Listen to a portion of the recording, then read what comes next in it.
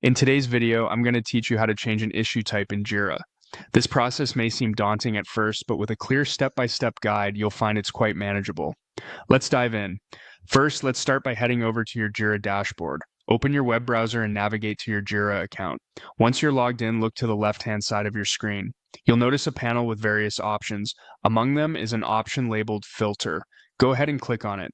This is going to take you to a new section where all the work items are displayed.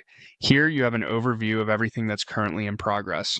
Now, to find a specific issue or project, you can use the search functionality. This can be particularly helpful if you're dealing with a large number of items. Simply type the name or a keyword into the search bar. Once you have the correct project or issue in view, select it. This will ensure you're working in the right area and prevent any potential mix-ups. The next step is to choose the type of issue you're dealing with. Again, you'll find options available in a drop-down menu.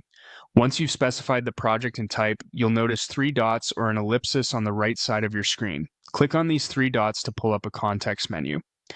One of the options here will be Bulk Change Work Items. Select this to proceed. You'll then be presented with a list of items you can change. It's possible to select all items if you want to apply changes across a broader spectrum, or you can pick only those that are relevant.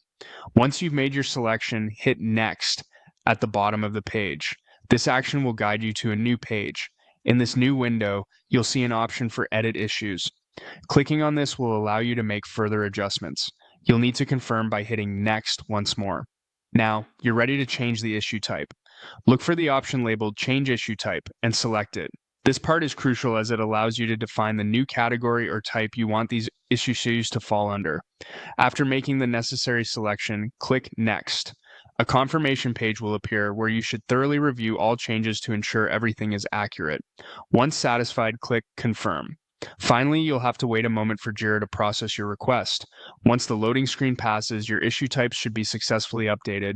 With these instructions, you should now be able to change issue types in Jira efficiently.